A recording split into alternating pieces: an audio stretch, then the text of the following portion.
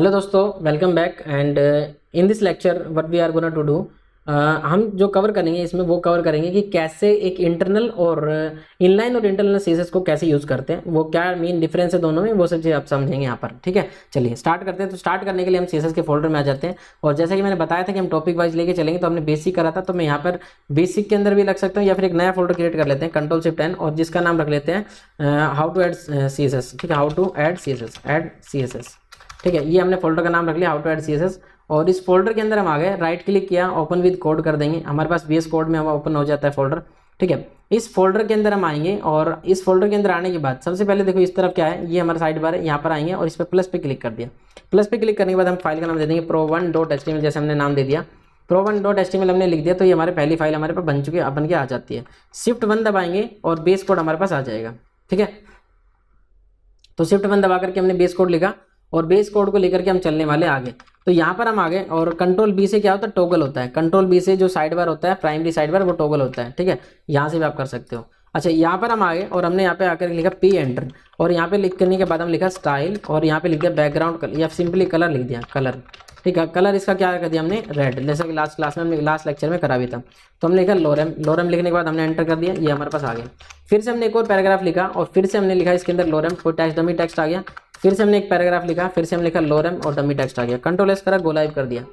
तो ये हमने जो लिखा है यहाँ पर, इसको हमने गो लाइव कर लिया। गो लाइव करने के बाद देखो यहाँ पे एक जो फर्स्ट वाला पैराग्राफ है उसका कलर तो रेड आ गया, पर बाकी का नहीं आया। तो मतलब अगर मैं इस वाले को चाहता हूँ तो मैं इस वाले के ऊपर भी क्या है, जो भी कलर लगाना चाहता हूँ मैं लगाया, मैंने लगाया स्टाइल और मैं सेम चीज़ यहाँ पे अप्लाई करना चाहता हूँ तो मैंने लिखा कलर और कोलन लगा करके फिर से क्या कर दिया, सेपरेट होता है कोलन। ठीक है, कोलन शिफ्ट के साथ आता है, कैसे आता है, शिफ्ट के साथ कोलन आता है। ठीक है, तो यहाँ पर हमने क्या कर दिया, अब इसके ऊपर भी फिर से कलर रेड लगा दिया हमने। Ctrl+S to save, go live कर दिया, तो हमारे पास रेड कलर इसमें भी आ गया। तो ये रेड कलर हो गया, ये रेड कलर हो गया, दोनों कलर हमारे पास रेड हो गए। अब हमें क्या करना है कि भैया ठीक है, ये तो हमने क्या कर दिया, रेड कलर आ गया। अब ये दो बार इसमें अप्लाई करना पड़ रहा है, इस पर लगाया तो सेम अप्लाई, जब दोनों पे सेम प्रॉपर्टी लगानी फिर करने की क्या जरूरत है। ठीक है, Ctrl+S और इसको करते बंद, तो Ctrl+W से मैंने इसको बंद कर दिया। प्लस पे गया, नई फाइल बनाई, प्रोग्राम नंबर 2.html हमने एक नई फाइल बनाई। Shift+1 दबाया, इसके अंदर बेस कोड में हम आ गए। अब हमने यहाँ पर आने के बाद हमने क्या करा कि भाई देखो, अब हमने क्या करा कि ये ठीक है, पर हमने P लिखा, एंटर करा और लोरम लिख दिया। अब ये एक बार लिखा यहाँ पे और मैंने इसको क्या करा, डुप्लीकेट। तो डुप्लीकेट करने की शॉर्टकट की मैंने आप लोग बता रही है, Alt+Shift+Down एरो, 2 3 4 5 पैराग्राफ बना लिए। Ctrl+S Alt+L गो लाइव करा हमने। गो लाइव करा तो आप देख सकते हैं यहाँ पे 5 पैराग्राफ हमारे पास आ रहे हैं। पर इन पांचों के पांचों पैराग्राफ्स के ऊपर सेम स्टाइल में चाहता हूँ, तो यहाँ पर हम स्टाइल को एज एन एट्रीब्यूट ना यूज करके एज एन एलिमेंट यूज करेंगे। ठीक है, तो हमने क्या कर दिया, स्टाइल एज एन एलिमेंट के अंदर हम आए और अब यहाँ पर जैसे हम इस पे आएंगे तो अब हमें ये बताना पड़ता है कि भैया किसके ऊपर अप्लाई करना है। तो वो आप डायरेक्ट तो नहीं लिख सकते आप यहाँ पे कि कलर लिखा और यहाँ पे डायरेक्ट अप्लाई कर दिया रेड, तो ये कैसे किस पे अप्लाई होगा ये तो नहीं पता ना, बहुत सारी चीजें हैं। तो इसीलिए हमें जरूरत पड़ती है सेलेक्टर की। ठीक है, किसकी जरूरत पड़ती है हमें, सेलेक्टर की। सेलेक्टर क्या होता है, जो सेलेक्ट करवाता है। तो हमने लिखा पैराग्राफ सेलेक्टर, यानी कि पैराग्राफ है तो P क्या है, एक एलिमेंट सेलेक्टर है, एलिमेंट एलिमेंट सेलेक्टर। तो जो एलिमेंट सेलेक्टर है उसको हमें लेकर के चलना है। तो एलिमेंट सेलेक्टर को कैसे सेलेक्ट करेंगे, P लिखा, P पैराग्राफ एलिमेंट है, उसके बाद ये curly bracket start and stop करेंगे। तो curly bracket open and close किया, इसके बीच में अब जो प्रॉपर्टी लगानी है वो सारे पैराग्राफ पे अप्लाई हो जाएगी।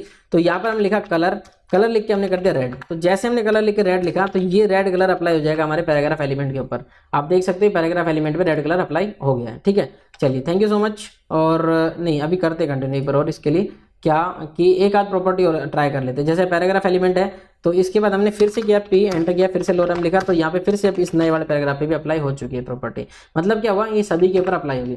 अच्छा, जैसे हमने पैराग्राफ एलिमेंट पे अप्लाई करा, हम किसी भी कर सकते हैं, हाँ कर सकते हैं। जैसे बॉडी पे लिखा, बॉडी एलिमेंट के ऊपर हमने लिख दिया, यहाँ पे लिख दिया हमने कलर हमने कर दिया जैसे सपोज दैट ब्लू कर दिया। ठीक है, तो अब कलर ब्लू करने का मतलब क्या हुआ, देखो अब कि ये देखो अभी तो कुछ भी फर्क नहीं पड़ा। एक्चुअली में क्या होगा कि जो बॉडी एलिमेंट है उस बॉडी एलिमेंट के अंदर जो भी कंटेंट लिखा जाएगा सबके ऊपर कलर ब्लू आ जाएगा। तो हमने यहाँ पे लिखा हेलो, तो यहाँ पे जैसे हमने लिखा तो आप देखो यहाँ पे हेलो ब्लू कलर में आ रहा है। इस पे पैराग्राफ पे क्यों आ रहा है रेड कलर, क्योंकि पैराग्राफ के लिए स्पेसिफिक डिफाइन कर दिया अलग से। ठीक है, तो पैराग्राफ पे ये कर दिया, बॉडी पे कर दिया, तो ये मतलब क्या हुआ कि बॉडी एलिमेंट के अंदर ये लग गया और पैराग्राफ पे लग गया। चलिए थैंक यू सो मच, मिलते हैं नेक्स्ट लेक्चर में, बाय बाय।